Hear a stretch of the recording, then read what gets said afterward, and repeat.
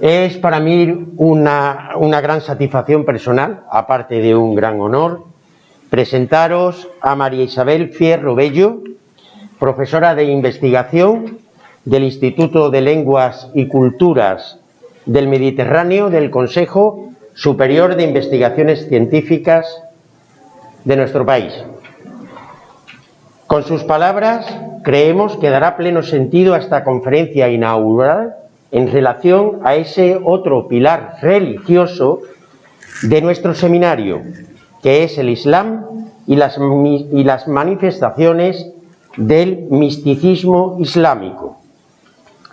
Por cuanto María Isabel Fierro Bello ha explorado Al-Ándalus en toda su dimensión histórica, política, social, religiosa e intelectual. De toda esta fecunda trayectoria que nos brinda su trabajo, yo quisiera resaltar un denominador común que creo que es aleccionador: su artesanía de la investigación histórica, su interpretación contextualizada y dialógica con el pasado, por lo que nos traslada un discurso enriquecido del mismo.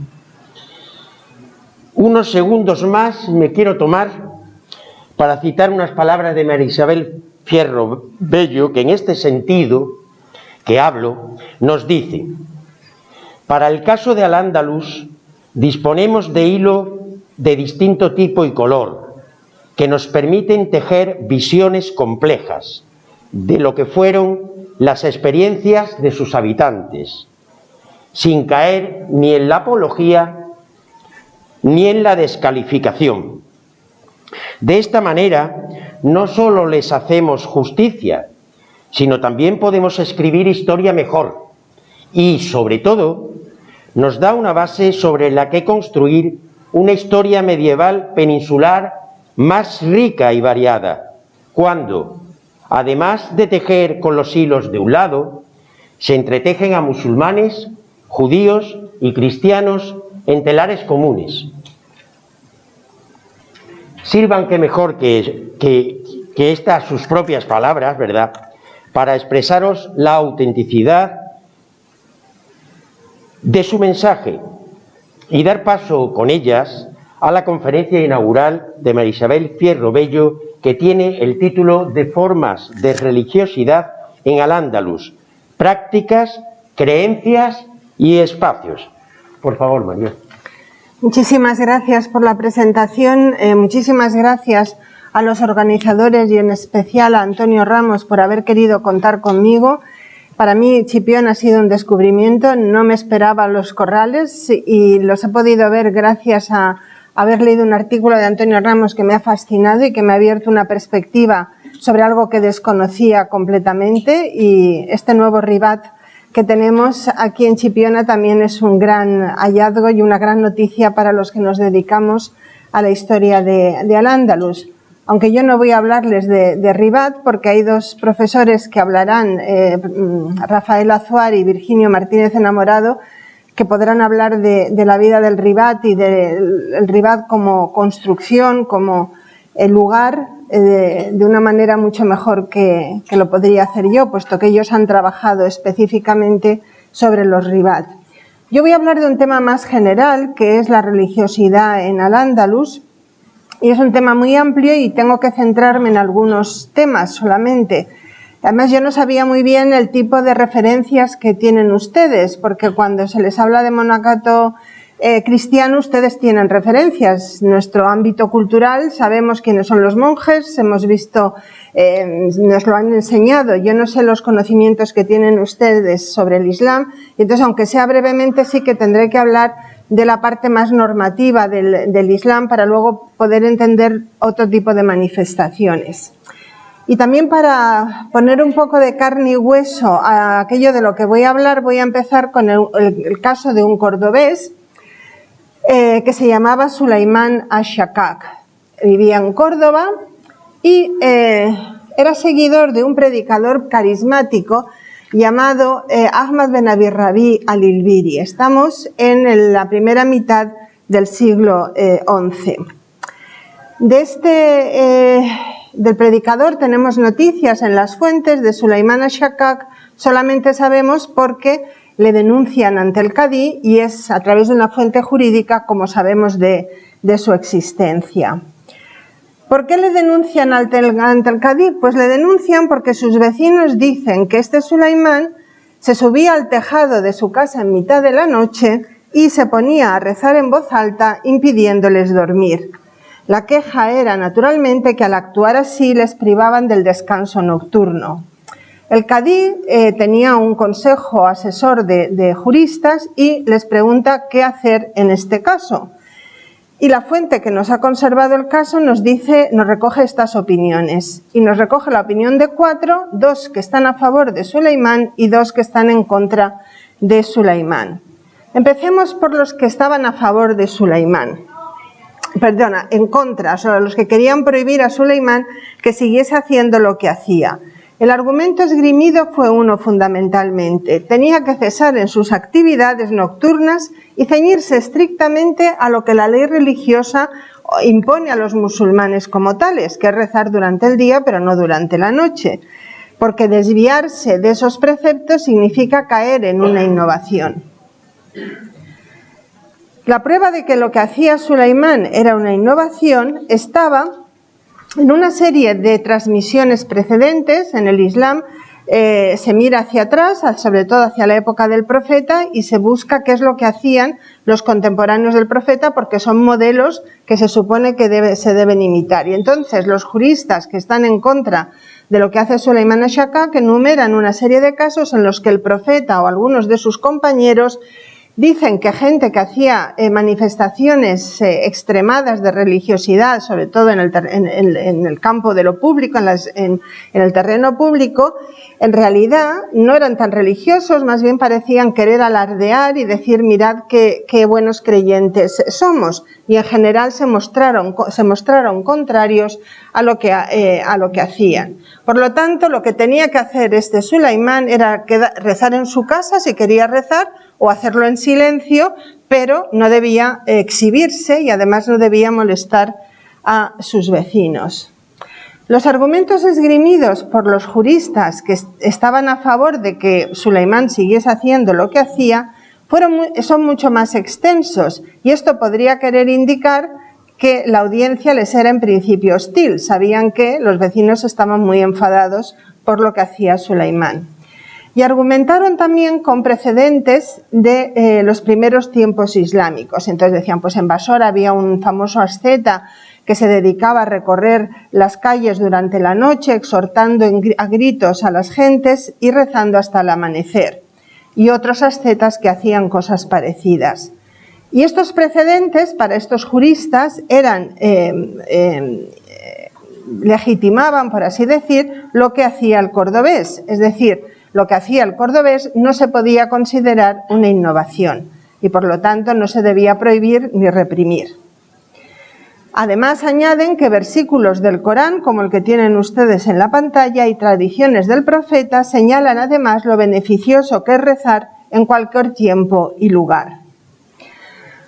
Uno de los juristas favorables a Sulaimán se vio, sin embargo, obligado a reconocer que la piedad encomiable de personajes como aquellos a los que se había hecho referencia nunca debía llegar al extremo de causar daño a los demás, pero utilizó un ejemplo que se atribuía al fundador de la escuela maliquí, que era la escuela legal que predominaba en Al-Ándalus, de unos vecinos que se habían quejado de un herrero que trabajaba durante la noche, y Malik había dicho que no se le podía prohibir que siguiese trabajando.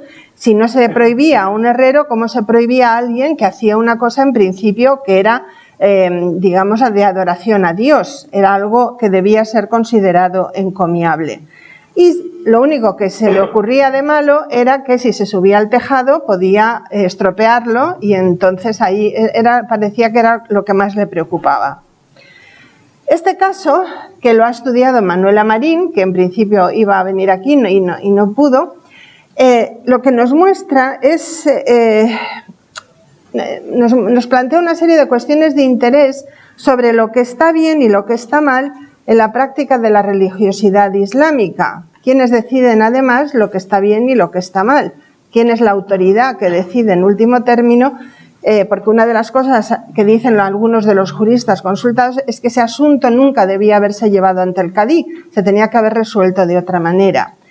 Y nos plantea cuestiones de interés en la relación entre lo que es la tradición y la innovación, entre las dimensiones privadas y públicas de la religiosidad, y también hasta qué punto la religiosidad debe reducirse al esqueleto normativo prescrito en el derecho islámico, o por el contrario se puede ampliar. De hecho, Suleimán estaba, digamos, presionando sobre las fronteras de lo normativo para hacerlo más, para extender esas fronteras, para dar cabida a necesidades de la religiosidad popular o mística, o más en general a nuevas necesidades espirituales.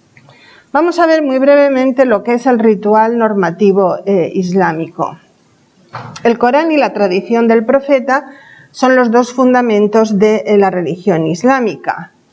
El Corán es la palabra de Dios revelada al profeta Muhammad a través del ángel Gabriel y está formado por 6.200 aleyas, de las cuales 140 tratan de cuestiones rituales. El lugar central del Corán en la religión y la religiosidad musulmanas queda bien reflejada en esta afirmación de William Graham. La escritura es para los musulmanes la presencia divina y también la mediadora de la voluntad y la gracia divinas. Por ello no es una exageración decir que al recitar las palabras del Corán se recitan no palabras sobre Dios, sino palabras de Dios, y que dado que esas palabras son su esencia, se recita a Dios mismo. Y de ahí la gran veneración que los musulmanes tienen por el Corán como objeto y sobre todo por su contenido. Y aquí tenemos otra descripción del famoso sufí místico murciano Ibn Arabi, que dice de uno de sus maestros: entraba a su oratorio para salmodiar en voz baja el Corán, mientras su alma se deleitaba meditando unas veces acerca de la majestad de la divina esencia contemplada en su unidad simplicísima, otras acerca de la gloria del paraíso, otras en la nada de las cosas de acá abajo, otras en los inescrutables juicios de la providencia, según se lo sugería la materia del versículo recitado. La traducción es de Asim Palacios. La tradición del profeta, por su lado, recoge los dichos y hechos de Muhammad que se preservan en unidades narrativas que pueden ser más o menos extensas, los llamados hadices, que han sido recopilados en una serie de compilaciones que se consideran canónicas. Para que vean ustedes un ejemplo, esto está tomado de una obra de un andalusí sevillano del siglo, también de la primera mitad del XII, y recoge, es una colección que recoge temas más bien de tipo piadoso y devoto, y esta es una de ellas. El enviado de Dios dijo a aquel de mi comunidad que rece por mí una oración sincera, Dios rezará por él 10 oraciones, le ascenderá 10 escalones en el paraíso, le anotará con ella 10 buenas acciones y le borrará 10 faltas. El esfuerzo de comprensión de la ley divina recogida en el Corán y en la tradición que llevan a cabo los juristas o alfaquíes da lugar al derecho islámico. Como en ese esfuerzo de interpretación hay que utilizar la razón, se llega a veces a conclusiones distintas. Lo hemos visto en el caso de Suleimán, donde 4 juristas, 2 dijeron una cosa y 2 dijeron lo contrario. Este pluralismo está implícito en lo que es ser musulmán suní. Los suníes son, digamos, la corriente mayoritaria del Islam. Y el sunismo juega al pluralismo, se sustenta sobre el pluralismo, sobre la idea de que no hay una sola respuesta, sino que hay varias. Y por eso, esto se manifiesta en el hecho de que en el sunismo se aceptan 4 escuelas jurídicas que son distintas, que llegan a soluciones distintas entre sí, a veces también a acuerdos, pero son distintas. Es decir, que el suní sabe que otro suní puede pensar de manera distinta que él y puede hacer las cosas de otra manera. Estas escuelas se reparten de distinta manera en el mundo islámico y en este mapa toda la parte del norte de África, ahí al-Ándalus no aparece porque se refiere al momento actual, es la escuela maliki, que está poco representada en el resto del mundo islámico. O sea que aquí hay ya una gran variedad, el mundo islámico no es monolítico, incluye un gran pluralismo interno. El campo de aplicación del derecho son tanto las relaciones que existen entre los hombres como las relaciones entre Dios y los hombres, que son las que nos van a ocupar aquí. Más bien entre Dios y los hombres, las ibadat, que es el ritual. Ese último término, ibadat, se suele traducir como equivalente al ritual islámico o prácticas rituales, aunque su significado es adoración y servicio a Dios. El ritual religioso, de forma general, es un acto con una referencia trascendente que tiene una dimensión comunitaria, incluso cuando se lleva a cabo en soledad. Se entiende como una conducta formalizada y estructurada que implica tanto repetición como una cualidad que se reconoce como especial o diferente frente a los actos diarios no rituales. Se considera que tiene un carácter representativo, expresivo, dramático o simbólico, es decir, es una actividad que posee significado. Veremos más adelante hasta qué punto el ritual islámico responde a esta definición. Toda religión tiende a fijar las normas del ritual religioso, estableciendo lo que es correcto y lo que es irreprensible o prohibido, aunque sea inevitable, ya lo hemos visto, la existencia de discrepancias al respecto, y en esto el Islam no es una excepción. Las sociedades islámicas premodernas ocuparon un vasto espacio geográfico que se extendía desde la península ibérica y el continente africano hasta Asia Central. Viajeros como el tangerino Ben Batuta, que recorrió ese espacio, es interesantísimo leer su rigla, su relato de los viajes que hizo, hay traducción al castellano, y podemos ver cómo él, que sale de Tánger y llega hasta las Maldivas y luego llegará hasta Mali, él siempre se encuentra a gusto, él siempre reconoce que está en territorio islámico, aunque muchas veces se sorprende de las cosas que hacen los musulmanes de otras regiones y algunas incluso le escandalizan, pero se siente en casa, por así decir. Además de las diferencias son, por ejemplo, si cuando se reza se le alzan las manos en determinados momentos o no, qué se hace con las manos cuando no se está haciendo prosternación ni inclinación. Además de las prácticas rituales obligatorias que vamos a ver y que todos los musulmanes tienen en común, hay otras que no tienen carácter obligatorio, como las oraciones supererogatorias, las peregrinaciones a las tumbas de los santos locales, la creencia en la capacidad de estos de hacer milagros, la celebración de días especiales como la natividad del profeta. Estas últimas prácticas han sido siempre más susceptibles de adquirir una coloratura local, porque lo que reflejan es cómo el contexto local está influyendo en una religión universal, ¿no?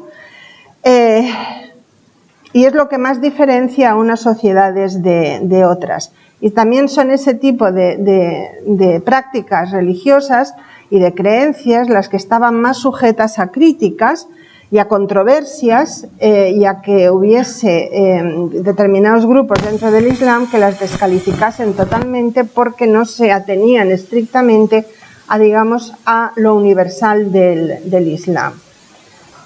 Por ejemplo, por ponerles a ustedes un ejemplo, el rosario fue inicialmente considerado una innovación reprensible, aunque posteriormente se convirtió en algo muy utilizado por musulmanes piadosos a los que servía de ayuda para llevar la cuenta de las letanías que pronunciaban para esa rememoración de Dios que hemos visto que tenía muy ocupado a Sulaimán por las noches en Córdoba. Siguiendo un esquema elaborado también por William Graham, espero que se pueda ver bien, que ha adoptado introduciendo algunos cambios, las prácticas rituales islámicas se pueden agrupar de esta forma. Ritos formales, en primer lugar, con las obligaciones rituales mayores y ritos de pasaje como los entierros. Prácticas devocionales ritualizadas sería el segundo gran grupo, luego vamos a verlo más en detenimiento. Y por último, las celebraciones periódicas. Vamos a empezar por, en ese primer grupo, lo que son las obligaciones rituales mayores, que son la limpieza ritual, la oración, el ayuno, la limosna y la peregrinación.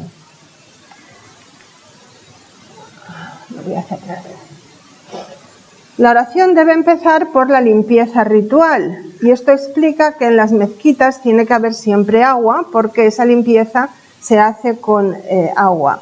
Esa limpieza se hace siguiendo unos ritos que están pautados y se pueden hacer en casa, si la oración se está haciendo en casa, o se puede hacer en la mezquita, que como digo siempre tiene que tener una sala de abluciones.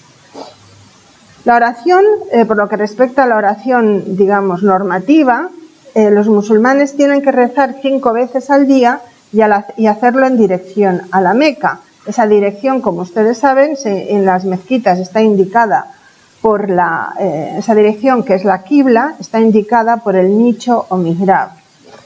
Cuando el musulmán reza, independientemente de dónde esté, siente que espiritualmente está en el centro del mundo, que es la Kaaba, es decir, el edificio de forma cúbica situado en el patio de la mezquita de la Meca. Esto hace, digamos, que la Qibla es uno de los elementos más fundamentales, digamos, para las tendencias centrífugas en el Islam, como es la peregrinación a la Meca. Es aquello que une a todos los musulmanes. Todo musulmán que reza sabe que otro musulmán que reza en otro sitio está mirando hacia el mismo, están convergiendo sus miradas todas en el mismo centro, y esto simbólicamente y religiosamente es muy importante. En la oración obligatoria se adoptan una serie de posturas. Estas son las del rezo maliquí. Esto está sacado de internet y es más bien moderno. Yo tendría ahí mucho que decir de lo que aparece, pero bueno. Y puede haber diferencias entre las escuelas. Y aquí, por ejemplo, tienen ustedes representadas en la parte de arriba distintas escuelas, y como ven, cuando no se están haciendo prosternación e inclinación, todos más o menos tienen las manos colocadas de alguna manera, menos uno que las tiene así. Ese es el maliquí, que las hace de esa manera, y ahora eso es objeto de ataque por parte de los salafistas, que consideran que es una innovación y que no se debe hacer, pero se ha hecho históricamente, como pueden ver ustedes en la imagen inferior. Las oraciones diarias se pueden hacer en casa o en soledad, o bien en la mezquita y en compañía. Hay muchos tipos de mezquitas, desde la mezquita del Viernes, majestuosa y enorme y extensísima como es la de Córdoba, a una mezquita fundada por un notable de Toledo que intenta ser una réplica de la mezquita de Córdoba y que está muy bien preservada porque se convirtió en iglesia, es el Cristo de la Luz de Toledo, hasta mezquitas de barrio, como esa también de Toledo, que se ha encontrado la mezquita de Tornerías, que nos da idea de lugares mucho más pequeños que atienden a las necesidades de un barrio. Tan solo es obligatorio hacer en la mezquita la oración del viernes. Esta oración sirve para consolidar el espíritu de la comunidad y es importante destacar que no existe una figura similar a la del sacerdote. La persona que, aunque eso ha cambiado, porque están más profesionalizados, anteriormente la persona que dirige la oración musulmana, al que se le llama imam, es un musulmán como los demás, aunque generalmente más preparado, cuya función es la de dirigir. Se coloca en la primera fila de los que han ido a la mezquita para rezar, para que los demás puedan seguirle al mismo tiempo, pero una vez que deja de rezar ya no es imam. Solamente es imam cuando ejerce de manera que no es como un sacerdote. Durante la oración del viernes, el imam pronuncia un sermón especial utilizando para ello el mímbar o púlpito. Me voy hacia atrás. Este es un mímbar almorávide, pero que se hizo en Córdoba y que además imitaba a uno que se hizo en época omeya. Esos sermones han servido y sirven a menudo como medios de expresión de preocupaciones sociales y políticas, pero su contenido es sobre todo de contenido religioso. El ayuno, como ustedes saben, se hace durante el mes de Ramadán. El calendario musulmán es lunar, y eso quiere decir que va sufriendo cambios según los años, de manera que Ramadán puede tener lugar en cualquiera de las estaciones, en invierno, en otoño, en primavera, en verano, puede ocurrir en cualquier momento. Y esto es importante por lo que vamos a ver. Están obligados a ayunar todos los musulmanes llegados a la pubertad, sanos de cuerpo y mente, y la esencia del ayuno consiste en abstenerse de todas aquellas cosas que pueden quebrantarlo, a saber, toda clase de alimentos y bebidas, uso de tabaco, que es antiguo en el mundo islámico, de perfumes y de relaciones sexuales. La abstención ha de durar todo el día, desde que por la mañana puede distinguirse un hilo blanco de otro negro, esta es una fórmula conocida, hasta que por la noche ya no se puede diferenciarles. Y la lengua también debe ayunar en el sentido que no debe uno utilizar palabras malsonantes, ni criticar a los demás, ni hacer cosas malas de palabra. La fiesta del ayuno señala el principio de la vida ordinaria después de Ramadán. Se hace una oración especial y además se da una limosna especial.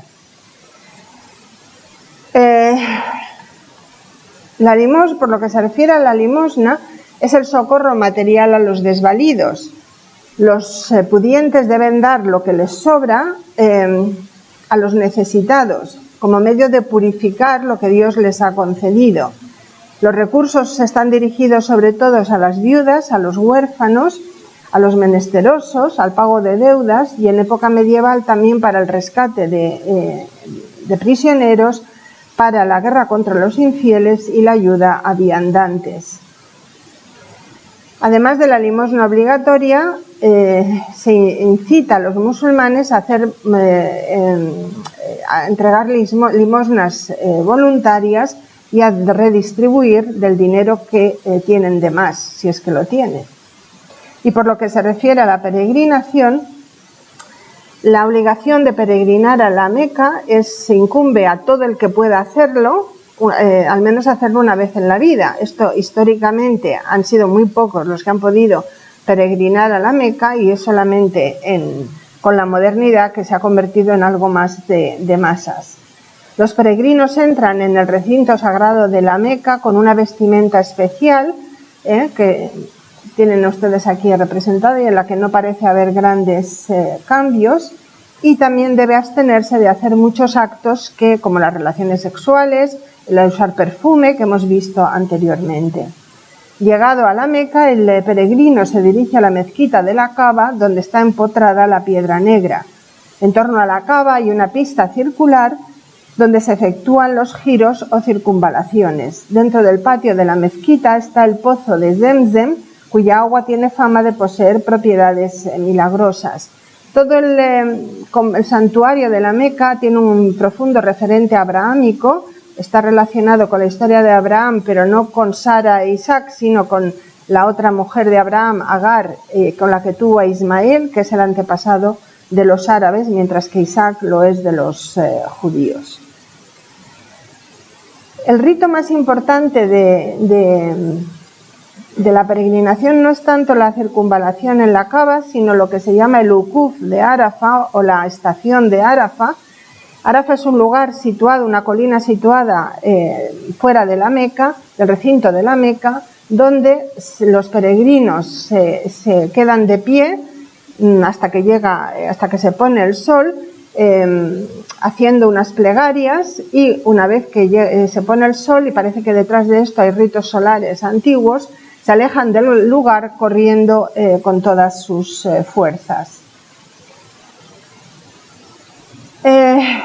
Aquí tienen una imagen y la peregrinación termina con una celebración que tiene lugar al mismo tiempo en todo el mundo islámico, que es la fiesta del sacrificio, cuando se sacrifica un cordero. Aquí tienen una imagen de Marruecos, donde es el primero que hace el sacrificio es el rey de Marruecos.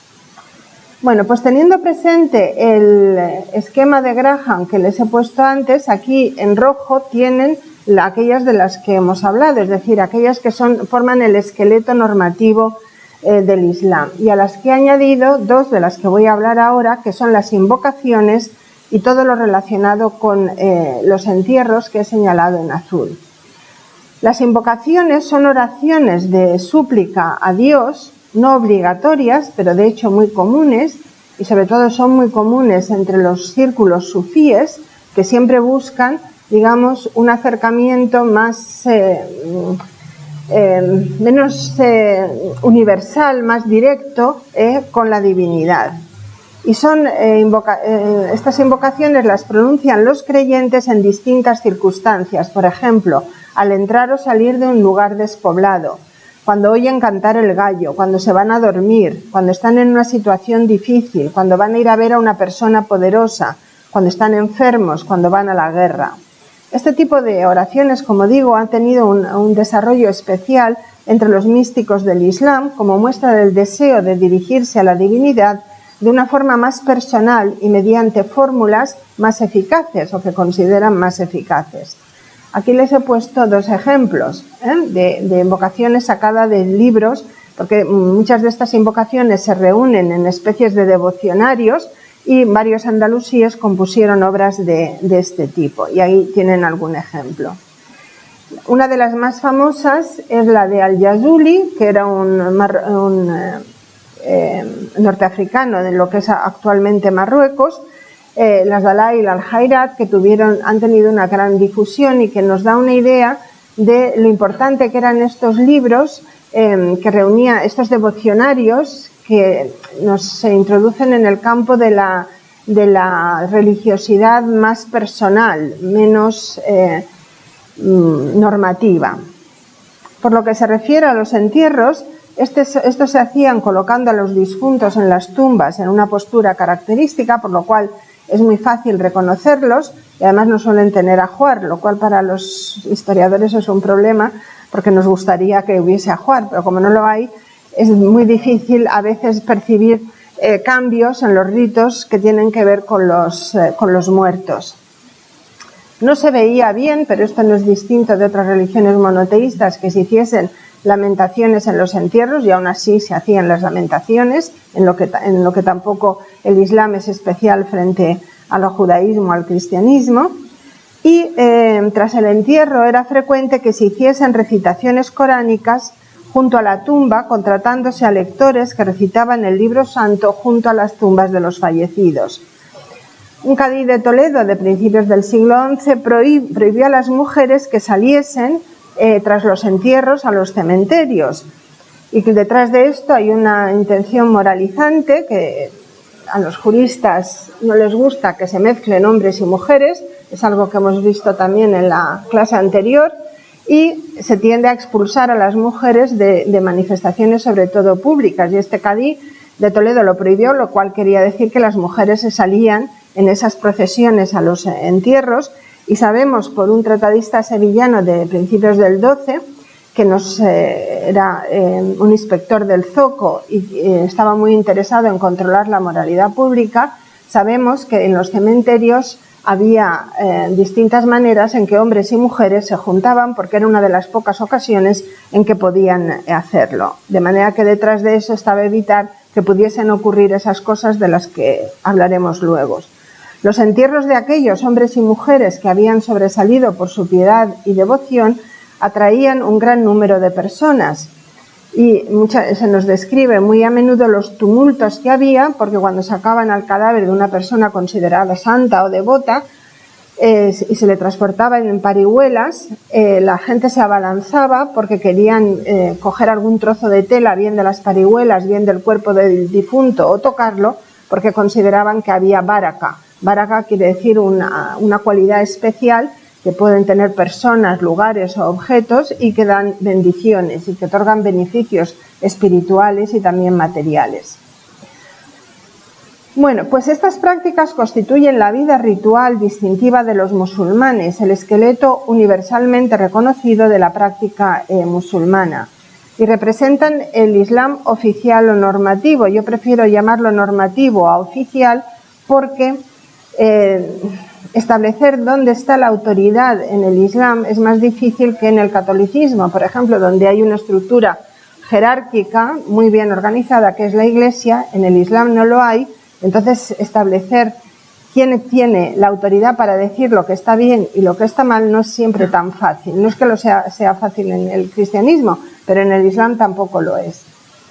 Estas prácticas que hemos visto tienen claros paralelos en otras culturas religiosas, aunque para numerosos estudiosos hay una diferencia fundamental: la ausencia de sentido mitológico. Para los pensadores musulmanes clásicos y modernos, el único significado que se puede otorgar a esos rituales es el de ser la expresión por parte del individuo de su piedad y de su obediencia al mandato divino, así como la señal de que ese individuo pertenece a la comunidad musulmana. Es decir, en el Islam normativo suní, que no en el chií, hay un claro antisacramentalismo. El sacrificio de la peregrinación y el ayuno de Ramadán no tienen el carácter de sacramentos, concebidos para que tengan efectos especiales en el creyente, sino que son actos hechos por individuos movidos meramente por obediencia a un mandato divino. En efecto, los rituales islámicos son conmemorativos, pero no míticos, es decir, muchas de las acciones en esos rituales son llevadas a cabo para recordar acciones pasadas realizadas por el profeta Muhammad o por el profeta Abraham, pero esas acciones no se han transformado en míticas en el sentido, por ejemplo, de que el creyente que las ejecuta se convierta de alguna manera en la persona del pasado. Si se acepta la dicotomía establecida por Mary Douglas entre dos tendencias religiosas, el ritualismo y el antirritualismo, el Islam suní es una paradoja, según Graham, porque ni es lo uno ni es lo otro. Por un lado, la tradición musulmana es básicamente muy ritualista y además, desde el punto de vista social, se le pueden aplicar todos los trazos del esquema de Douglas: fuertes lazos comunitarios, autoridades tradicionales bien asentadas, ideas claras sobre pecado y virtud, énfasis en la pureza y en las leyes dietéticas. Pero por otro lado, por lo que respecta a las dos características claves del ritualismo, el Islam no se adapta bien a ese molde. Esas características del ritualismo son la eficacia ritual o creencia en el carácter mágico o sacramental de los actos rituales y los símbolos densos, es decir, símbolos específicos, complejos y polivalentes como la cruz para los cristianos. El antirritualismo se caracteriza por la desconfianza hacia los actos rituales y simbólicos y el rechazo de su eficacia mágica o sacramental.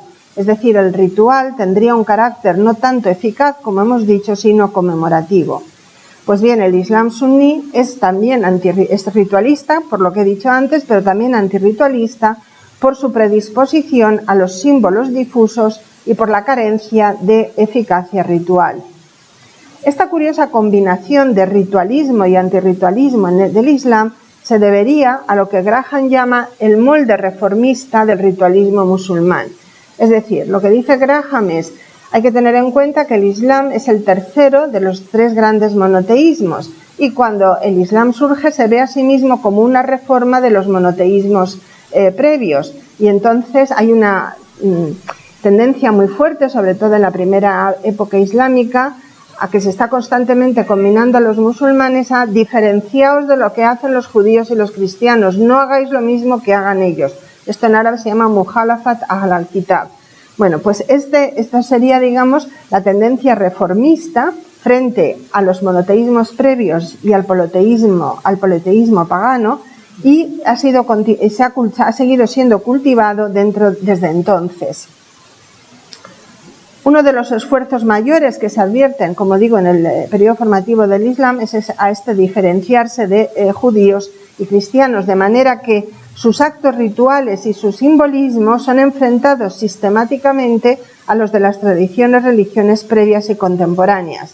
Si los judíos hacen esto, los judíos rezan calzados en sus sinagogas, pues entonces nosotros lo debemos hacer descalzos. Esto está constantemente y es un tema apasionante de investigación.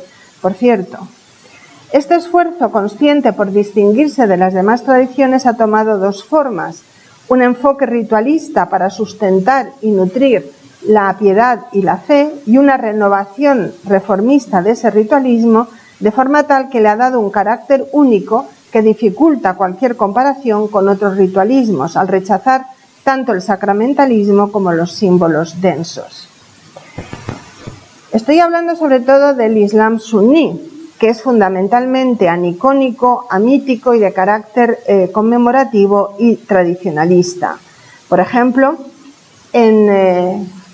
cuando se habla del sacrificio, en el sacrificio de ninguna manera el sacrificio es un acto propiciatorio, no se intenta hacer que Dios haga algo con el sacrificio, simplemente conmemora el sacrificio de Abraham, el famoso es conmemorativo.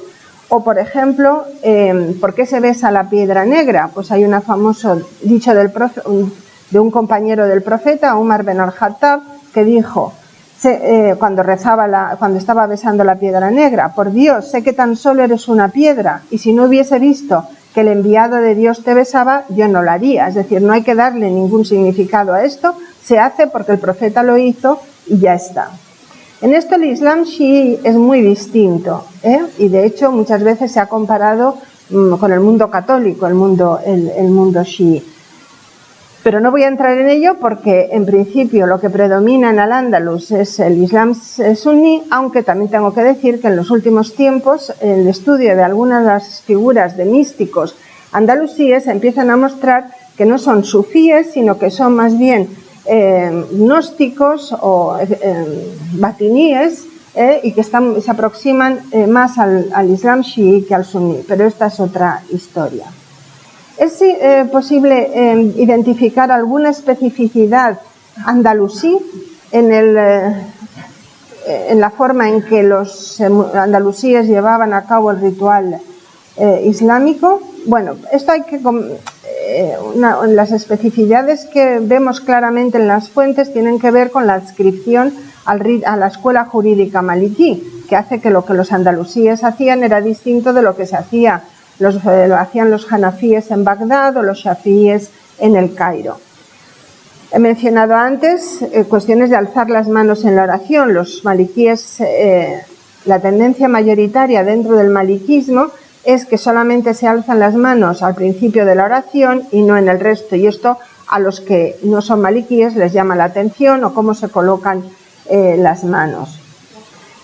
De todas formas, aquí siempre cuando hablo de especificidades tengo que decir que hay grupos mayoritarios que parecen actuar de esa manera, pero como el Islam suní es pluralista inherentemente, siempre habrá una corriente minoritaria que dirá: no, esto lo mejor lo deberíamos hacer de otra manera, y a veces las circunstancias políticas hacen que el grupo minoritario se coloque en el centro y relegue a los márgenes al grupo mayoritario. Es decir, hay cambio, la historia es siempre cambio, y también en este caso podemos ver cambios en estos aspectos.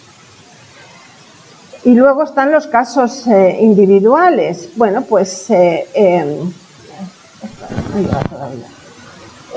había andalusíes que eran laxos en el cumplimiento de sus obligaciones, las obligaciones prescritas, y por eso se elevaron voces que exigían que se siguiese más estrictamente el ritual. Y aquí entra este sevillano Ben Abdún, que escribe un tratado moralizante a principios del siglo XII que es interesantísimo. Hay traducción de Emilio García Gómez al castellano y es un texto que se lee, es interesantísimo. Y entonces, por ejemplo, él dice que a los vendedores y a los jóvenes que frecuentan el mercado y que se les olvida hacer la oración, pues se les debe obligar a que hagan las oraciones prescritas bajo la amenaza de castigo. Es gracias a este texto que prohíbe determinadas cosas que nos enteramos de algunas de las cosas que hacen los andalusíes.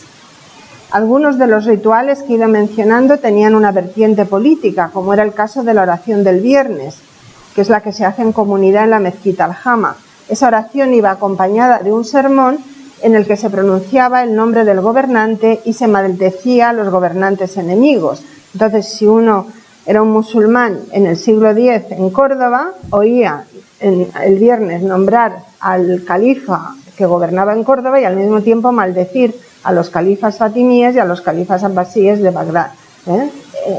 Eso, si uno iba a Egipto, no oiría ese tipo de cosas, oiría otras. Además de ciertas tendencias generales, como digo, en Al-Ándalus se detectan también opciones individuales, y sobre esto ha trabajado mucho Manuela Marín, que ha recogido lo que las fuentes nos dicen de estas manifestaciones individuales de la religiosidad.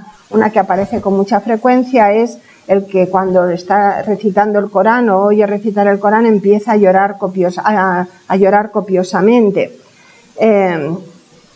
Otros rituales tenían una dimensión colectiva que las hacía, digamos, que participase mucha gente, como era la oración para pedir lluvia, que era muy frecuente en la península ibérica también en aquella época, porque parecía que había sequías con cierta frecuencia, y entonces el que dirigía la oración le daba la vuelta al manto que llevaba, y eso era una parte de la oración, era una idea de vamos a cambiar la situación, ahora no llueve, que llueva, me cambio el manto y de esta manera intento conseguir que ocurra este cambio también en la meteorología.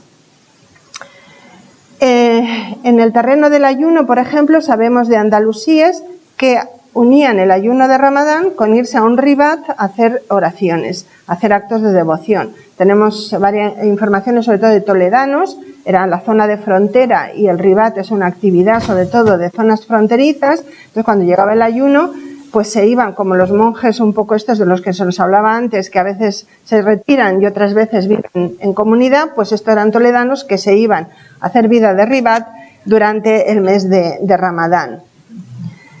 O como debieron hacer los del ribat de Guardamar, del cual les hablará Rafael Azuar, que es uno de los que tenemos mejor conservados. El ayuno parece que era muy practicado por las mujeres andalusíes y de algunas tenemos, solamente de esas se nos dice de mujeres que eran ayunadoras constantes, pero por otro lado también se nos dice que hay mujeres que no hacen el ayuno porque temen adelgazar.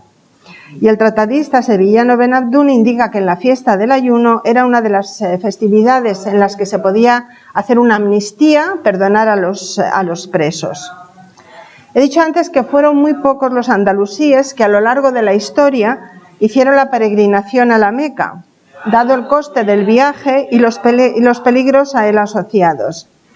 De esta dificultad surgió el intento por hacer localmente el rito más importante de la peregrinación a la Meca, eso que les he enseñado antes de la estación de Arafa. Hay una tendencia en los primeros siglos del Islam a localizar esa fiesta también en Córdoba, en Kairawan, en otros sitios. Esto se llama Tarif Bida, Bida es innovación, y es un tarif que los ulemas ortodoxos se ponían, no lo veían con buenos ojos y logran frenarlo porque veían que si eso prosperaba, lo que se haría es rivalizar, las peregrinaciones locales acabarían rivalizando con la de la Meca y se perdería ese foco universalista del Islam que es la peregrinación a la Meca. Entramos ya en otras prácticas religiosas y vamos a ver en primer lugar ascetismo y sufismo. Junto a los creyentes que se limitaban a cumplir con lo prescrito, que seguramente eran los más, había otros que, como hemos visto en el caso de Sulaimán, se distinguían por su especial dedicación a los actos rituales, o bien por su escrupulosa abstinencia de todo lo ilícito y por el ascetismo.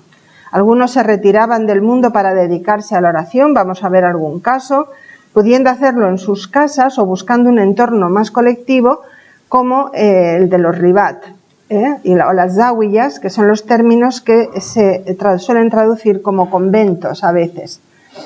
La dedicación a las prácticas rituales más allá de lo prescrito adoptaba diversas formas, tales como llevar a cabo recitaciones completas del Corán en un día, parece imposible, pero se puede hacer, oraciones y ayunos voluntarios, escrupulosidad extrema. Por ejemplo, sabemos que en el Islam se prohíbe comer cerdo y beber vino, pero hubo musulmanes que fueron más allá, sobre todo en periodos de guerras civiles donde se pensaba que muchos de los productos que podían circular podían ser fruto del saqueo o haber sido robados. Hay de algunos musulmanes se nos dicen que se negaban a comer carne, por ejemplo, que no fuese de caza, porque temían que la carne que se vendía en el mercado podía tener una procedencia ilícita. Y de estos tenemos varios casos, o de otro que se retira a una vida piadosa en el mar, junto a Lisboa, de quien se nos dice que solo comía pescado y no aceptaba ningún otro alimento. Sobre todo a partir del siglo XI se advierte el deseo de dotar de contenido interior al formulismo de los actos rituales. de que el corazón participe de lo que dice la lengua y hacen los miembros del cuerpo. Y sobre todo, que se tiene que hacer lo que se dice, que no basta con decirlo. Si no se hace, lo que se dice no tiene valor ninguno. Y esto es una de las maneras en que se empiezan a descalificar a las autoridades tradicionales diciendo: vosotros habláis mucho, pero hacéis poco. Se os llena la boca con esto, pero vosotros en realidad vuestra conducta es corrupta y no es religiosamente aceptable. Y una de las críticas que se hacen a los ulemas es que algunos que solo prestan atención a la forma externa de los rituales sin percibir la necesidad de interiorizarlos y de hacer de ellos un camino de perfeccionamiento espiritual. Veremos cómo expresa esta actitud el místico de Almería, Ben Al-Arif.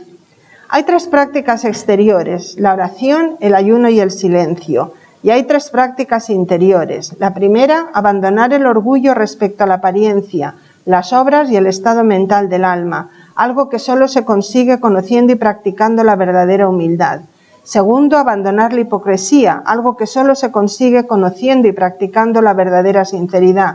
Tercera, abandonar la envidia, algo que solo se consigue conociendo y agradeciendo en cada momento el verdadero favor. Dice también Ben Al-Arif: no me hagas de aquellos que dicen estas cosas y no las hacen. Esta es una preocupación en el 12 que está en todas partes. Solamente tiene el valor el que hace lo que dice. Tal vez la muerte esté más cerca que este mismo momento. Para realizar un arrepentimiento sincero he decidido controlar mi comida. Pongo a Dios de testigos que me abstendré de comer ilícitamente y lo llevaré a cabo con conocimiento, verdad y escrupulosidad sincera. La valorización de una religiosidad más íntima, más volcada hacia el control de las pasiones y el perfeccionamiento espiritual, potenció el arte de la predicación para mover a los creyentes a iniciar esa trayectoria. De una mujer llamada Rashida, se dice que viajaba por Al-Ándalus predicando y exhortando a las mujeres. Por su parte, Abu Ishaq al-Ilbiri fue autor de poemas ascéticos que se hicieron muy populares entre los predicadores. Este Abu Ishaq al-Ilbiri enumera así los distintos tipos de hombres piadosos: el sabio que reparte entre sus discípulos las perlas de su saber, el héroe que combate a los infieles, el retirado en su casa como en una tumba, que no utiliza de sus bienes más que lo estrictamente necesario, el eremita que huye para practicar la religión a los desiertos y a las cumbres, el converso que llora su arrepentimiento como una tórtola en la selva del mundo, el taciturno que no habla frivolidades y parece un simple porque solo se ocupa en orar. Algunos de los que seguían corrientes ascéticas y místicas buscaban extender entre la población su forma de religiosidad mediante la predicación, la enseñanza y el ejemplo. Al hacerlo, había ulemas que consideraban que estaban ejerciendo presión sobre las costuras de lo que era lícitamente aceptable, sobre las fronteras de lo normativo. Es decir, que si bien su punto de partida era meritorio, podían dar lugar a innovaciones o desviaciones. Lo hemos visto en el caso de Sulaimán. Una de las prácticas desarrolladas por los sufíes fue la recitación, a menudo cantada, de ciertas letanías o fórmulas religiosas, lo que se conoce como dhikr o samá. Hubo ulemas que vieron en esta práctica el peligro de que esas letanías cantadas resultasen más atractivas que la oración canónica, donde el Corán se salmodia pero no se canta, y que, se sintiesen más atraídos por las prácticas de los sufíes que no por las prácticas del Islam normativo.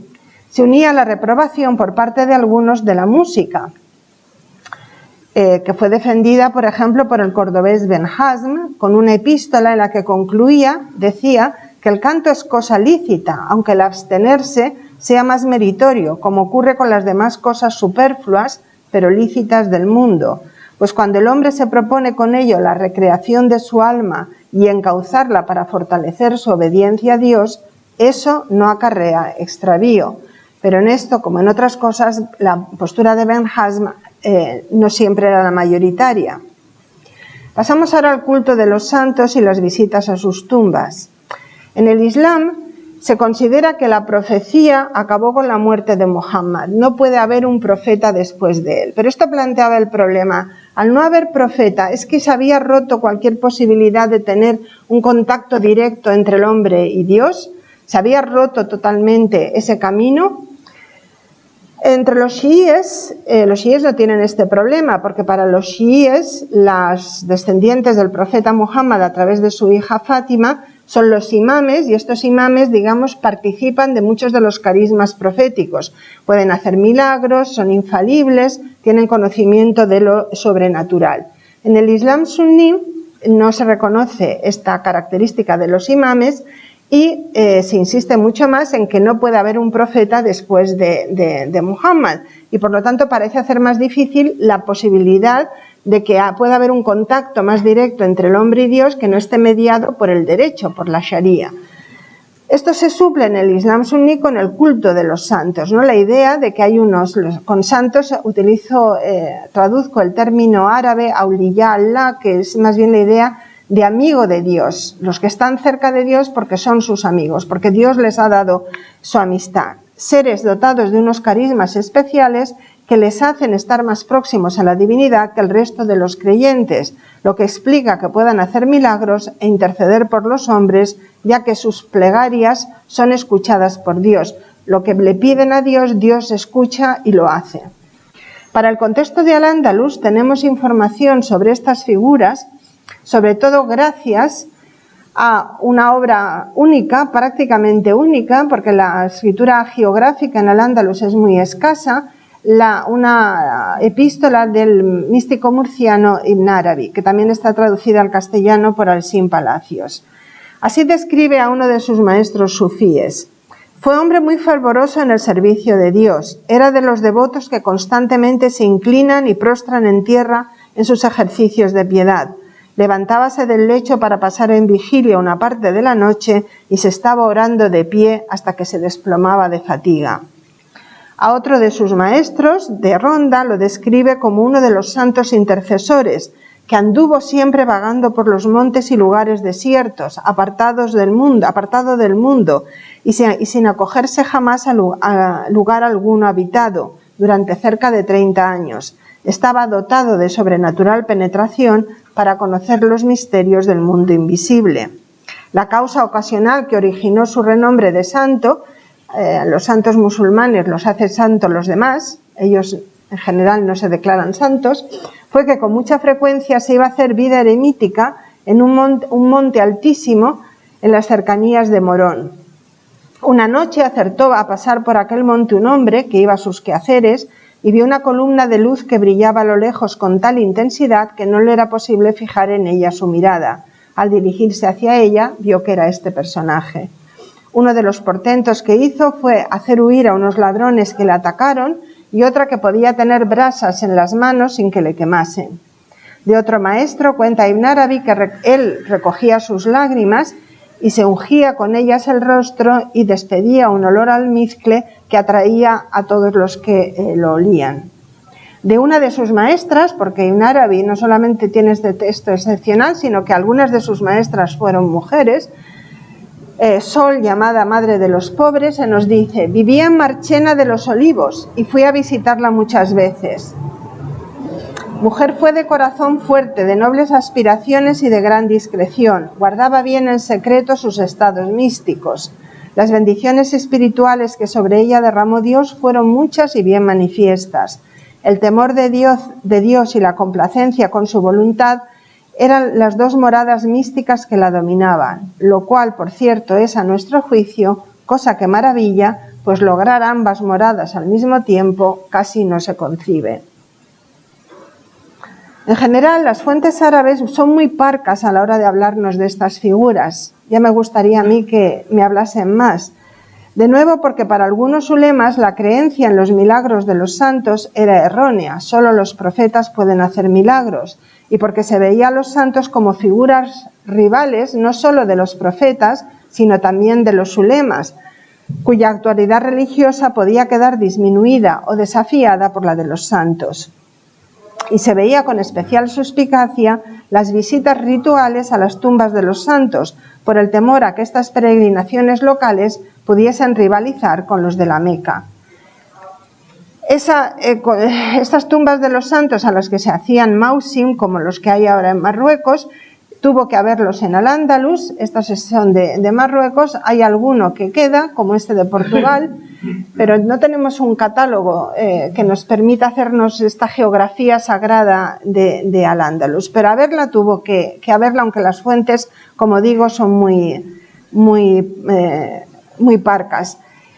En Zaragoza se suponía que estaba la tumba de dos compañeros del profeta, que son personas a las que se tiene gran veneración en el Islam. Pues un escritor almeriense del siglo XI, Al-Udri, dice que muchos se sorprendían al llegar a Zaragoza de que no hubiese un sepulcro que señalase esas tumbas. Y entonces la gente preguntaba, ¿y por qué no está? Y entonces les contaban la historia de que hubo un emir que quiso construir sus sepulcros, y una mujer tuvo un sueño, y en ese sueño se le apareció los que estaban allí enterrados y le dijeron: esto es algo que no se debe hacer. En el Islam hay una tendencia fuerte a que no haya jerarquización alguna después de en la muerte, de manera que los cementerios en el mundo suní se tiende a que no haya edificios construidos sobre las tumbas que distingan o que señalen a unos musulmanes frente a los demás. Suelen ser bastante, también con excepciones, y es una de las cuestiones que hay que estudiar, por qué a veces esto sucede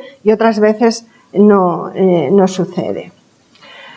Algunas de estas tumbas eran veneradas no solo por los musulmanes, sino también por los cristianos y viceversa. Se dice, por ejemplo, que los cristianos veneraban la tumba de un asceta toledano que había muerto en el castillo de Gormaz. Esto no es exclusivo del mundo islámico. Digamos, los lugares santos tienden a ser transversales. Antes se ha hablado de la transversalidad, y esto está muy documentado en toda la zona del Mediterráneo, y es un tema muy interesante.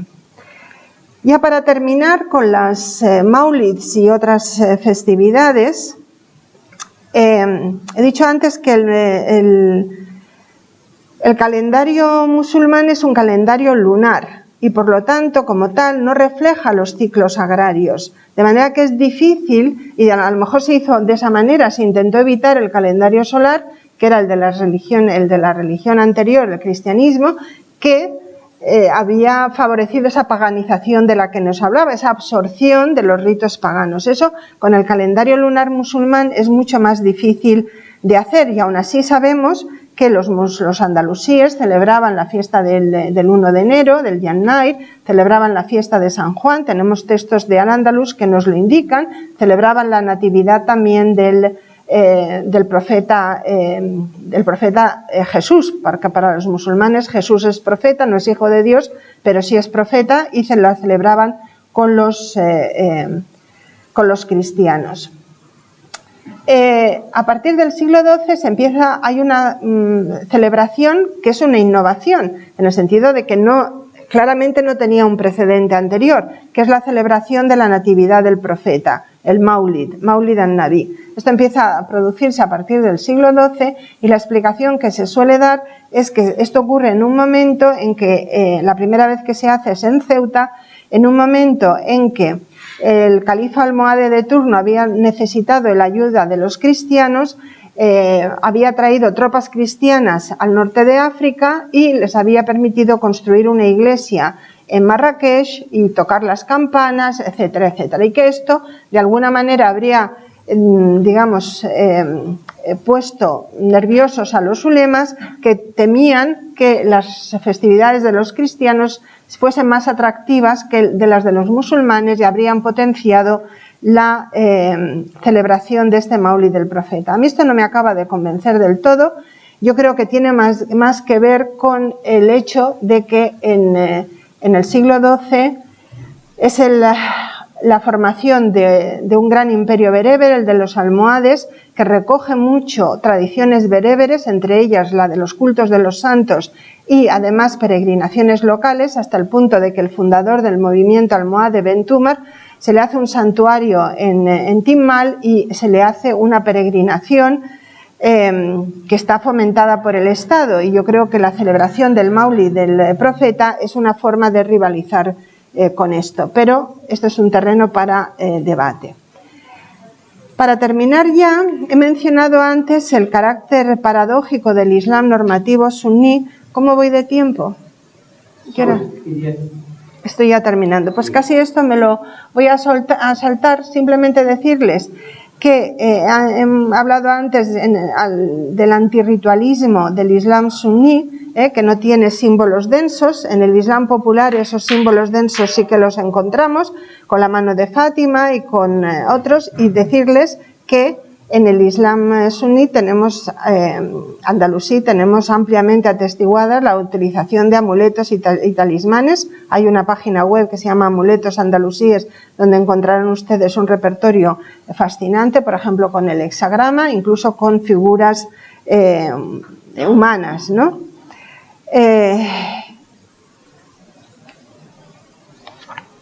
Y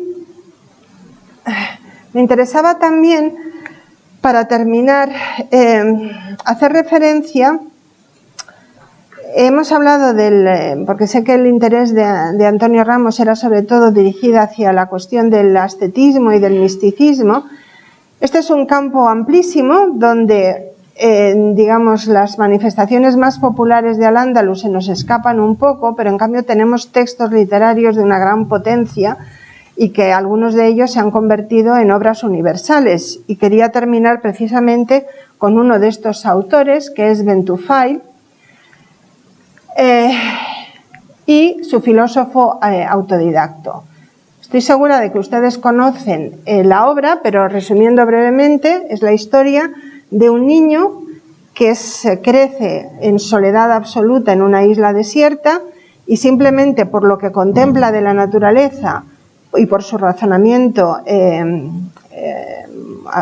por el uso del razonamiento y también por su potencia espiritual, logra llegar por sí solo al conocimiento de Dios e incluso a una serie de prácticas rituales que son en algunos casos muy parecidas a las de los musulmanes, el ayuno, la circunvalación, etc. En un momento dado, este Hay Ben Yaqdan es el nombre en árabe, marcha a una isla vecina donde los que habitan en ella siguen a una religión revelada, y entonces se sorprende de lo que ve, y entre las cosas que dice, se sorprendía de que un profeta les hubiese llegado al extremo de hacer caer a la gente en el grave error de atribuir cuerpo a Dios. Se refiere a los versículos del Corán que se dicen que tienen carácter antropomórfico, y de suponer en la esencia de la verdad cosas de las que está exenta y libre, pudiéndose decir lo mismo respecto de los premios y de los castigos, que Dios es ese que premia y que castiga. Otra era por qué se limitaba a estos preceptos y a estas prescripciones rituales y permitía la adquisición de riquezas y la laxitud respecto a las comidas, hasta el punto de que los hombres se entregasen a ocupaciones inútiles, apartándose de la verdad. Porque la opinión de Hay era que nadie debía comer más cosas que las precisas para que subsista un soplo de vida, y respecto de las riquezas, nada eran a sus ojos. Veía las disposiciones de la ley relativas a este punto, como la limosna ritual en sus varias clases, las ventas, la usura, las penas dictadas por la ley o dejadas a la apreciación del juez, y todo esto le parecía extraño, a la vez que lo hallaba inútil. Y entre sí decía que si los hombres comprendiesen este asunto en su realidad, se apartarían seguramente de las cosas inútiles, dirigiéndose solo a la verdad. Nadie tendría propiedad privada por la que hubiera de pagar limosna legal, o por cuyo hurto se hubiera de cortar las manos al ladrón, o cuyo robo público hubiera de castigarse con pena capital.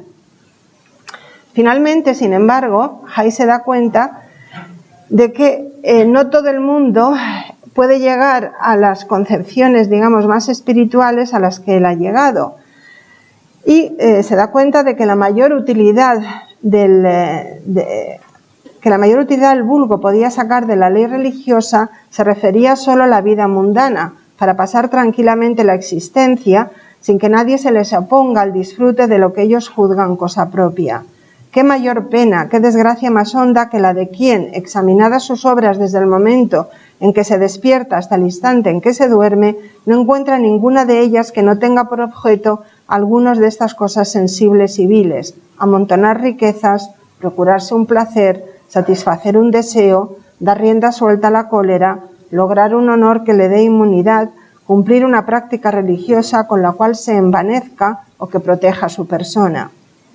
Pero Hay también se da cuenta de que su religiosidad no está al alcance de todos los hombres y por ello finalmente termina recomendando observar rigurosamente los preceptos tradicionales y las prácticas exteriores, mezclarse poco en las cosas que no les importasen, creer con facilidad las verdades oscuras, apartarse de las herejías y de las pasiones, imitar a los antepasados virtuosos y huir de las novedades. Y se dirige a los habitantes encargándoles evitar la negligencia al grupo de gente con la que él se había reunido en la isla, evitar la negligencia del vulgo respecto a la ley religiosa y su aferramiento a este mundo, porque reconocía que esta clase de hombres rebeldes e incapaces no tenían salvación sino por tal camino. Es decir, que la única forma de que el vulgo pudiese llegar a la salvación era mediante el Islam normativo, que si se les apartaba de él llevándolos al plano elevado de la especulación, se turbarían sin poder conseguir, no obstante, el grado de los bienaventurados, se agitarían de un lado para otro, estarían trastornados y tendrían un mal fin, mientras que, si perseveraban en su estado actual ante la muerte, alcanzarían la salvación y serían de los colocados a la derecha de Dios. Muchas gracias por su atención.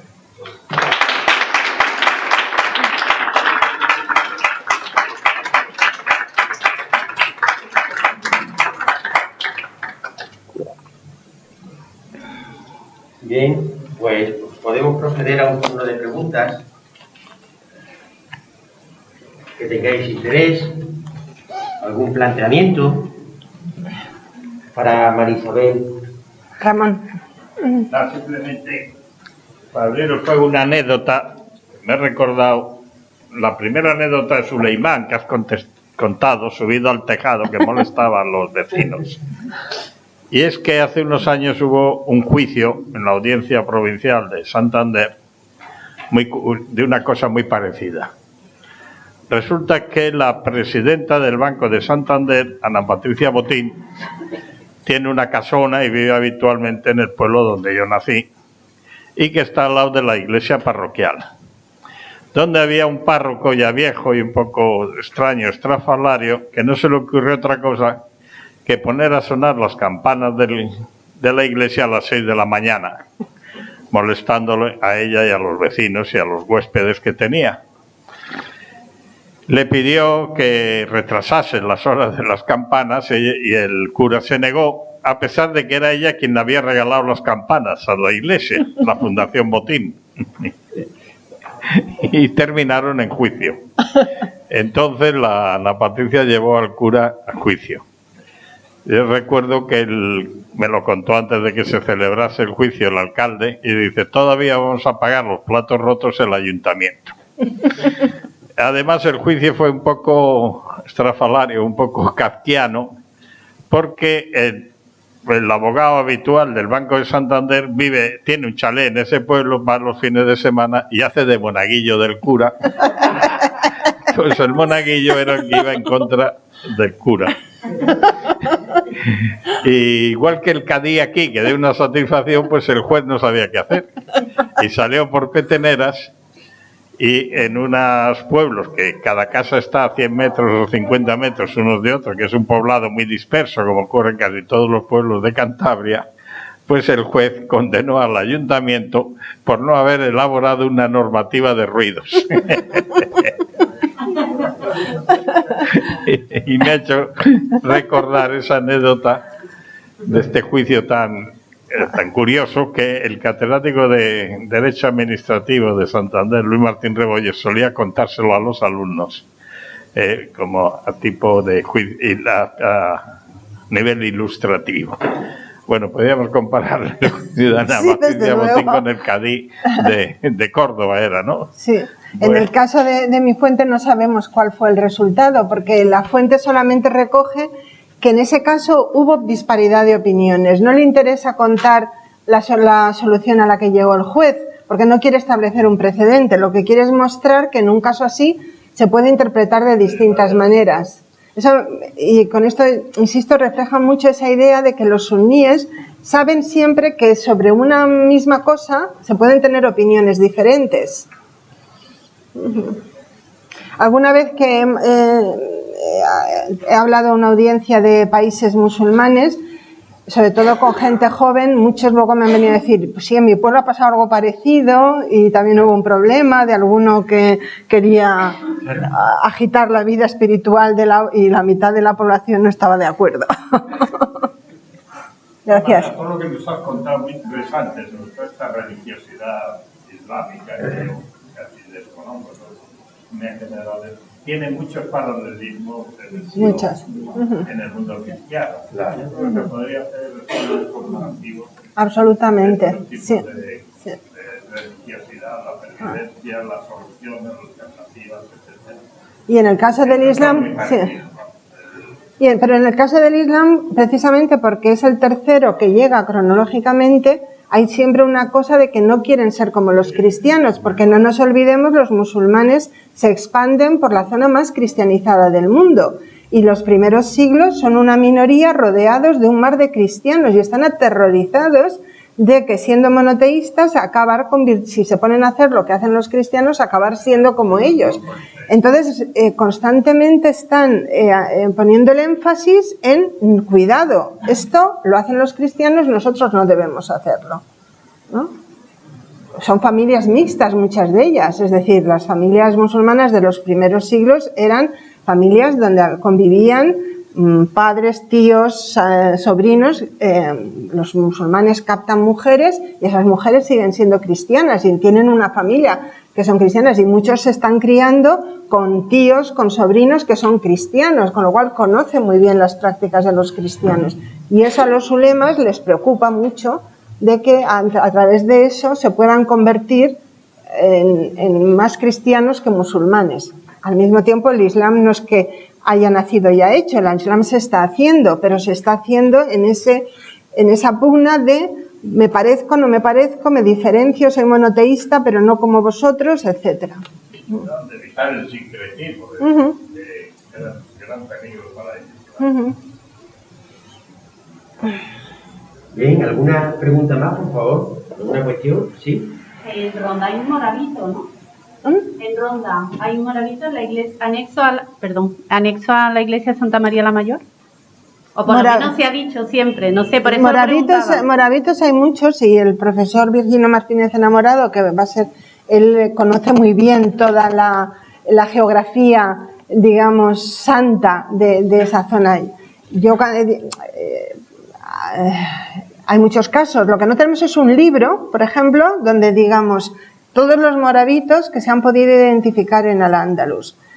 Vamos a Marruecos y los tenemos a la vista, incluso ahora que con el salafismo muchos están siendo destruidos, porque el salafismo es una vertiente del Islam que quiere acabar con el culto de los santos y con las tumbas de los santos. Y en Al-Ándalus, en algunas zonas debía haber muchos moravitos, que en algunos casos se han localizado, muy transformados, claro, o transformados en capillas, o solamente quedan restos arqueológicos. Sería muy bueno tener, de los restos que hay, tener un libro que nos hablase de todos ellos. Eso es una de las tareas que quedan pendientes. Sobre el Al-Ándalus sabemos muchísimo, pero todavía tenemos algunos temas sobre los que nos faltan buenas monografías, ¿no? Y poder decir, bueno, pues este caso que dice usted, pues se ha estudiado y se ha visto que por estas y estas razones esto debió ser un moravito. Los moravitos suelen tener planta cuadrada, como han visto, y luego la cúpula, de manera que... Sí. Bueno, yo contesto sin que sea el interpelado, pero como soy de Ronda, a lo mejor puedo aclarar un poco el tema. Y además he excavado en la zona del famoso moravito, que además es curioso porque sí que tiene ese nombre popularmente. Quiero decir que no es algo que fuera de la época andalusí, o en el caso de Ronda quizás meriní, como es por ejemplo parte de lo que es el muro de Qibla de la mezquita Aljaba, ¿no? Entonces, en el caso del moravito de Ronda, que por cierto fue durante muchos años la sede de la familia de el que llevaba la iglesia mayor de Ronda, ¿no? Es decir, el sacristán terminó viviendo en el moravito. Y lo interesante de ese moravito es que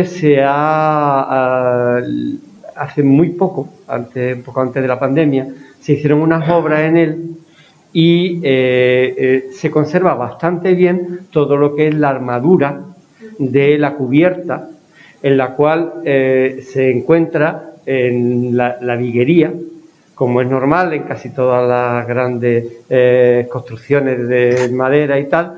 Aparecían muchas escrituras cúficas con dedicatorias de, supongo que serían trozos de sura o no sé qué, de época islámica, que de hecho va a ser objeto ahora de una tesis doctoral, esa escritura, ¿no?, de ese morabito. Ya digo que es como una especie de pequeña cuba que se dispone en la línea del muro de Qibla, ¿no? Pero según tengo yo entendido, y un poco, bueno, por cierto, en Ronda hay otro morabito, que no es nada más que el Palacio de Santa Pola, que está a la bajada de los Baños Árabes, y que ese es un morabito del siglo XIX.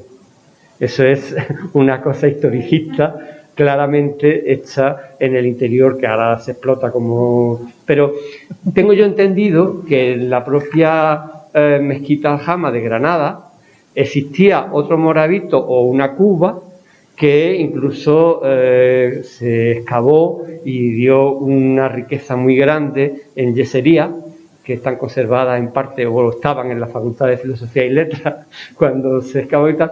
Entonces, no sé, mi pregunta era si se puede confundir el tema esto de las cubas adosadas a las mezquitas con los moravitos. Yo, como no trabajo sobre eso, no tengo una respuesta al respecto. Ya digo, yo cuando a mí me interesa mucho, yo trabajo a partir de los textos. Los textos me hablan muy poco de este tipo de edificios, poquísimo. Generalmente me hablan para decir que están mal, pero no tengo textos abundantes. Sé por los trabajos de los arqueólogos que en Al-Ándalus se han encontrado varios restos que parece que responden a esta morfología muy parecida a la que tenemos actualmente en el norte de África. Pero no hay un estudio de conjunto, con lo cual es muy difícil. Por ejemplo, a la hora de buscar imágenes me he encontrado muy claramente este caso de Portugal, que está muy... Pero de Al-Ándalus en imágenes en Google no hay tantas. De manera que sería bueno tener una monografía que nos permitiese dar respuesta a este tipo de preguntas. ¿En qué se diferencia una cuba que tenga otro tipo de funciones de las cubas de los moravitos, por ejemplo? Pero sobre la religiosidad popular en Al-Ándalus sabemos muy poco. El peso de la tradición literaria, que es tan normativa, es tan grande que si no fuese por el trabajo de arqueólogos y de algún texto como el de Ibn Arabi que les he citado, apenas sabríamos nada de eso. Sin el texto de Ibn Arabi no tendríamos ni idea de estas mujeres santas, no sabríamos que las había. No lo sabríamos, y es un único texto. En Marruecos hay muchos más. Porque en Al-Ándalus la literatura normativa es casi el 90% y apenas deja lugar a otro tipo de literatura que nos hable de este tipo de cosas. A ver, ¿alguna otra cuestión o pregunta? Estamos ya todos agotados, sobre todo ellos, a estas horas. Bueno, pues si queréis... Sí, Pedro. Al hilo un poco de lo que está planteando de la universidad popular, ¿no?, y de ese tipo de cosas, recientemente se leyó una tesis también en la Universidad de Granada y salió un tema que causó una cierta polémica entre la autora de la tesis y el tribunal en relación con la existencia arqueológica de determinadas vasijas en la superficie de las tumbas, de un tipo de ofrenda que se habla de unos pajaritos verdes que tienen que ver con una creencia que supongo es más mágica que otra cosa y que evidentemente no había ninguna referencia en esa historia del Islam normativo, ¿no? un miembro del tribunal dijo que lo que no estaba en el Islam normativo no existía.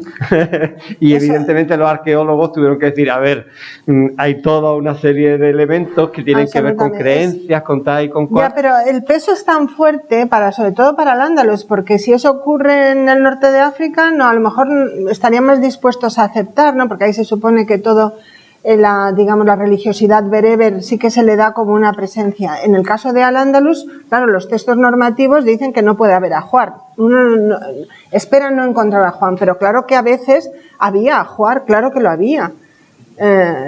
Y esto, por ejemplo, yo estoy en una lista de gente que se dedica a estudios de religión islámica y hay una profesora en los Balcanes que encuentra tumbas con ajuar y lo dice y le dicen, es que eso no eran musulmanes. Pero dice, claro que eran musulmanes, estaban enterrados. ¿Había ajuar? Bueno, pues es que eso son las coloraturas locales que adopta cualquier religión y la islámica no es una excepción con otra. Pero ahí el problema es otro, el problema es cuando una vez nosotros hicimos una actividad de la Semana de la Ciencia que era hacer un amuleto andalusí en función de los que tenemos y además hay textos que explican y tuvimos uno de los participantes que era de tendencia salafí, decía es que esto no es islámico y decíamos vamos a ver, nosotros no somos teólogos ni creyentes. Tú tienes muy claro lo que para ti es ser musulmán, pero hay musulmanes que piensan de otra manera y que hacen las cosas de otra manera. No son por eso musulmanes. Es decir, ahí entramos en otro terreno, ¿no? De los que quieren decirnos lo que es el Islam. Y nosotros no queremos saber lo que es el Islam, sino lo que algunos musulmanes dicen que es el Islam en un contexto determinado. Y eso... Pero nosotros muchas veces tendemos también, la formación que recibí, a mí me enseñaban lo que era el Islam, no lo que hacían los musulmanes. A mí me costó muchísimo empezar a decir, es que los libros que se llaman Introducción al Islam, fuera. Yo quiero un libro que me diga prácticas y ritos de los musulmanes, creencias de los musulmanes, porque lo otro es algo que no existe. Existe en la mente de un ulema que lo que quiere es excluir a todos los demás. Yo lo que quiero es lo que me diga dónde están todos, no dónde está uno que dice a los demás lo que tienen que hacer. Pero la formación nuestra, incluso la de los investigadores, ha sido esa, la de dirigirnos hacia el Islam normativo, a decidir nosotros lo que es Islam y lo que no es Islam. Y eso nos cuesta mucho quitarnos esas anteojeras. Bien, ¿alguna otra cuestión? Pues si os parece, damos por finalizada la sesión. Muchas gracias. Gracias a vosotros.